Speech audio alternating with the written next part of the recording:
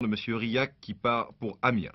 En juin encore, M. Paolini prend le poste de préfet de police. Son prédécesseur, M. Lenoir, est nommé directeur de la police.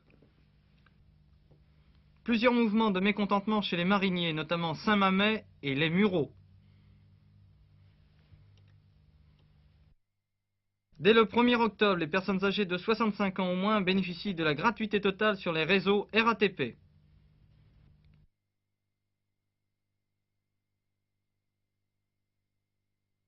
Novembre chaud à Rungis, les détaillants en grève pendant 10 jours contre les nouvelles taxations. La lutte contre la vie chère, thème de la grève générale du jeudi 6 décembre. Manifestation de masse à Paris organisée par les syndicats et partis de gauche. La journée d'action n'a pas le retentissement escompté.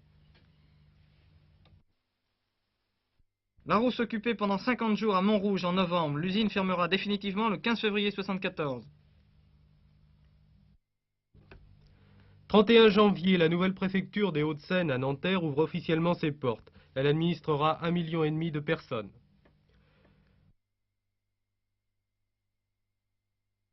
3 août, la dernière aciérie de Paris ferme ses portes. Elle était située au 28 rue de Lorillon, dans le 11e arrondissement. 15 avril, après 17 ans de travaux, le périphérique est bouclé. Le tronçon Porte-Maillot-Porte-Danière est ouvert à la circulation. Le boulevard périphérique est maintenant long de 35 km. 180 à 200 000 véhicules l'empruntent chaque jour. 19 juillet, l'ESSEC, l'école supérieure de sciences économiques, s'installe à Cergy-Pontoise. Elle accueille actuellement 700 élèves. Le district de Paris lance un emprunt d'1,2 milliard. Il servira en priorité à humaniser les hôpitaux. Aux Halles et Plateau Beaubourg, les travaux du futur centre commercial et culturel se sont poursuivis toute l'année. 22 novembre, le Conseil de Paris donne le feu vert pour la construction de la voie express rive gauche. Le projet représente 30 mois de travaux et 300 millions de francs. Roissy, à 2 mois de son ouverture au trafic aérien, on prévoit 6 millions de voyageurs en 1974. À l'image de la France entière, la région parisienne se prépare à affronter les restrictions pétrolières. Certains se remettent à la bicyclette. Il est conseillé de réduire le chauffage à 20 degrés et les vitesses de voiture sont limitées à 90 sur route et 110 sur autoroute. Environnement, le 8 août, M. Poujade survole la région parisienne et prend un certain nombre de décisions, en particulier pour faire disparaître les décharges sauvages.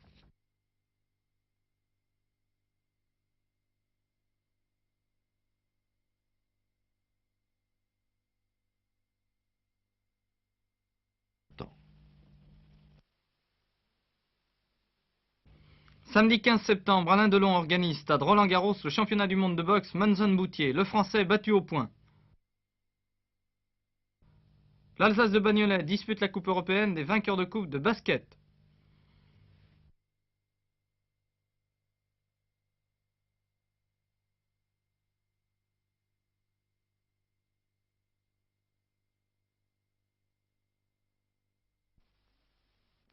Juillet 73, les nuits du Louvre. Il pleut à verse sur la cour carrée et c'est envisionné que Paris va assister au célèbre saut de Rudolf Nureyev dans le lac des Cygnes de Tchaïkovski. Ses partenaires, Ghislaine Tesmar, Noëlla Pontois et la Makarova, avec laquelle il a quelques démêlés. 6 représentations, mais 10 000 entrées annulées. Le temps est tout à fait de saison en août, lorsque les 385 mormons de la chorale de Salt Lake City chantent dans la nuit tiède leur patrie, leur religion et leur foi.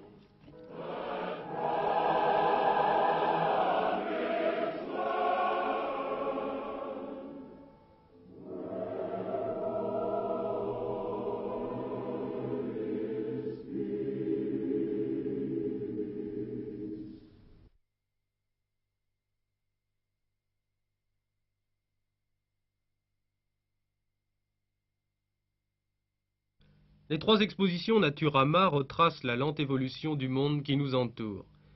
Tout ici nous rappelle qu'il faut des siècles pour qu'une plante ou un animal arrive à la perfection, à cette perfection que nous offrent ces insectes.